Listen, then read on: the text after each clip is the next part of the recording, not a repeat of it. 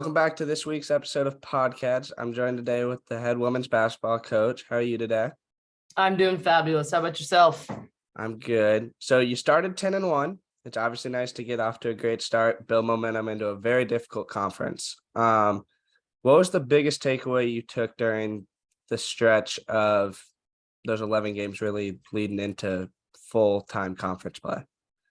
The biggest thing that we were concerned about and wanted to make sure that we focused on is team chemistry.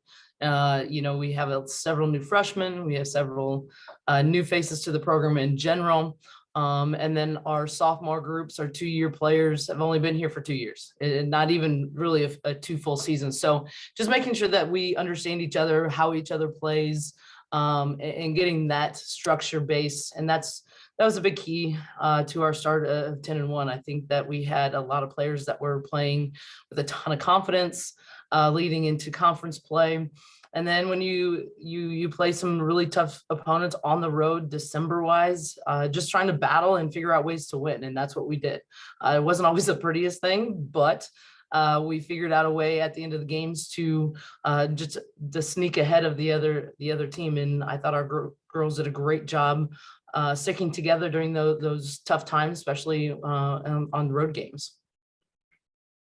So you touched on it a little bit. You've got a young team. You've got a couple seniors, including your leading scorer, Mackenzie Latham. But like you said, really young. It's got to be exciting that with this young team, it gelled not only so quickly for this year, and they're going to continue to gain the experience, playing deep into hopefully March and stuff. Because I don't know exactly when your regular season ends, but I assume March in basketball is always the big tournament. So hopefully they can get to there. But it's got to be exciting for not only this year, but going forward, right? Yeah, for sure. That's what you're trying to do as coaches and as a program. You're trying to build this thing for not just 1 year, but you're trying to build it for several years and to stay successful for several years. I do think that we're on an upward climb as a program. After COVID kind of hit us hard after our national tournament run that didn't get to go play in. But our girls did a fabulous job those back-to-back seasons. Then COVID hit, and then now we're rebuilding. But I do think that we have some great core pieces to our program. And then we sprinkled in kids like Mackenzie Latham within the process. She has a COVID year, which I think we're going to continue to hear that term for the next couple of years until they all trickle out. But adding some experience to that with our freshmen, as well as Winter Waterhouse Brennan coming from a junior college, that just experience at the collegiate level to mesh with some of those younger players. And then we have a solid point guard with Aaliyah. You look at those 3 kids and players that are junior seniors right there that have the experience, and they're meshing very well with our younger kids, our freshman class, our sophomore class. And that's the big key component right there, is making sure that it meshes and we're not missing a beat. So no matter how we do this year, I do think that we have a great chance of making it into our conference tournament. From there, it just depends on how we do these last several games, but then also hopefully get ourselves a push in the conference tournament as well, to get ourselves back into that spotlight of getting to the national tournament. And I know that that's a big goal of our young ladies, but we got some work to do. We just lost 3 in a row against 3 really good teams in our conference, and we've learned a lot within those process. So it depends on how we rebound. Are we going to fall back and be like, you know what, like we're not sticking together, or where's our chemistry, where are those things? But I think that we have a good group of young ladies that they see the big picture. They're going to learn from the losses that we've just had, and we're going to continue to get better. And that's the big picture, whether we do it this year and push into the next season, that's a big goal. So you touched on that 2020 team that made the national tournament. You were able to bring back your point guard from that team as an assistant this year, Ryan Dooley. Yeah. And how much of her experience as a player making that run to the national tournament that year do you think will be able to help translate for these girls and her experiences and her being able to translate that to these girls as they make that run. Absolutely. I mean, every coach's dream is bring back their past players that have done tremendous things within their program, because one, it just makes my job a lot easier. You know, they get it. They get the expectations from top to bottom, and the fact that they want to be here, such as Ryan and even Tara that has moved on from now. Those are players that have come through this program of successful seasons. You know, that is vital for this young group to understand that the successes can be there, but each generation is it's their own, you know. Yes, Ryan's group did a fabulous job when we had her for both seasons. In the 18-19 and 19-20 seasons, we made a run in the conference tournament her junior year and made it to the championship game, knocked off some great opponents, just fell short of making it to the national tournament. Then going into the senior year, we didn't at times didn't play as well as what we thought we could, but you know, the target was on our back. They knew that we were a good team. So we didn't make as good of a run in the conference tournament, but we were able to figure out a way to make it to the national tournament. You know, and those experiences are super vital within the program itself, which helps us in the recruiting process, but also shows that she's done it, you know, as a player that's not that far removed. So when you're talking about young guards and coaching those kids up, they are listening, and it shows, you know, as much as it's frustrating as coaches sometimes to, I feel like you're repeating yourself over and over and over again, you know, but they are listening. They understand the expectations of us as coaches, as her, as a point guard herself, as a shooting guard as well. And to be quite honest, it's been a godsend, because I don't know if I myself as a head coach could coach those young ladies as well as what she's doing. So as you said earlier as well, you've lost 3 in a row, 4 of your last 5, all 4 to the top 4 teams in the standings in the Heart, including 2 teams that are in the top 10 nationally. You've been in every one of the games, including a heartbreaking triple overtime loss to Mid-Am at home. Look, like no one wants to ever lose 4 out of 5, but there's obviously some positives in there. What are some of the positives you've took from this tougher stretch? Yeah, for sure. You know, when you go up against top ranked opponents, you just never know how your team's going to do. You think that they're ready to go. And I thought we were. I thought going into Central Methodist before break, our girls they were hungry. They wanted it. You know, we just made some mistakes there late that they got the edge. And, you know, so that just comes with experience and playing together and understanding late game situations, and we learned from that, and then we were able to go on the road again to Baker and capitalize for that game. You know, that was another road game that was very vital in December.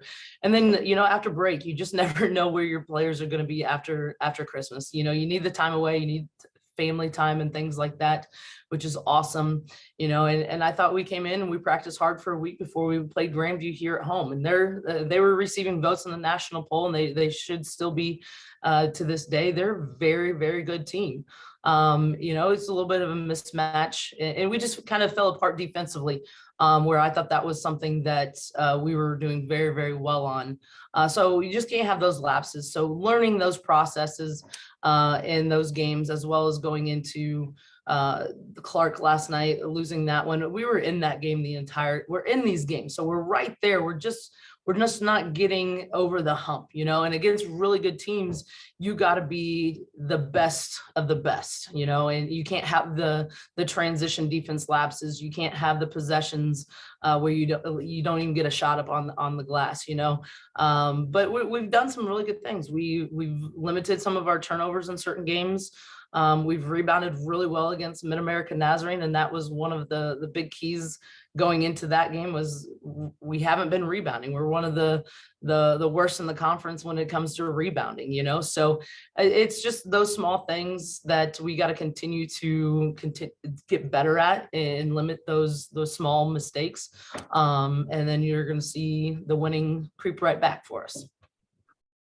So that obviously, yeah, like you said, you're in every all 4 of those losses, and you know, tough opponents. You learn from them.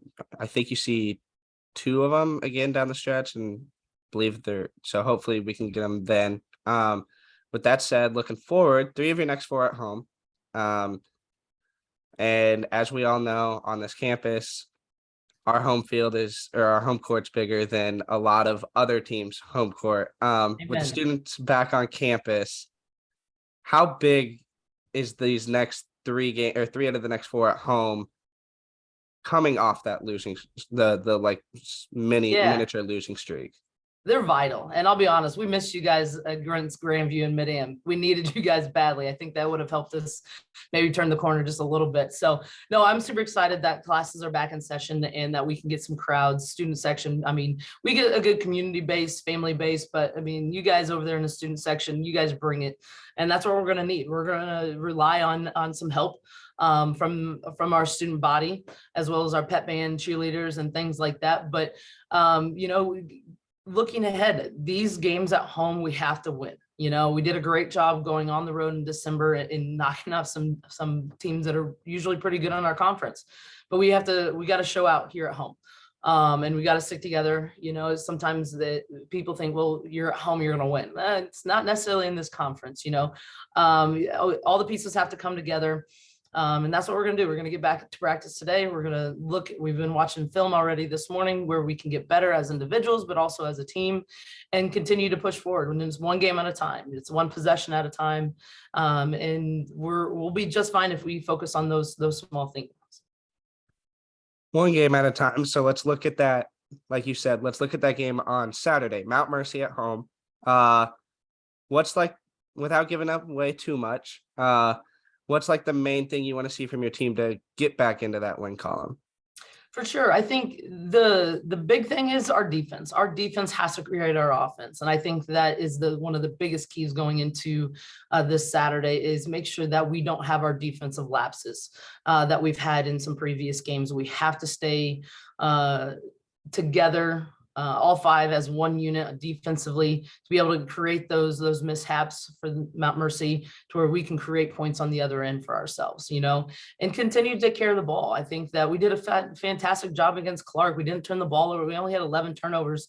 And I'm a happy coach if it's less than 12 turnovers a game. I mean, yes, you would like to have none, but that's a big key right there. That means that you're doing the right things. You're just not putting the ball in the basket enough, or you're not getting enough defensive stops. So that's what our 2 big keys is: make sure that we're taking care of the ball. We win the possessions on the defensive side to where we create more possessions offensively for us. Awesome. Well, we're looking forward to seeing that game on Saturday. Hopefully it's back in the win column. And then finally, Coach, obviously you have goals: make the conference tournament, make the national tournament. But what's one of the non-metric goals that you have for your team the rest of the year? We got to win rebounds.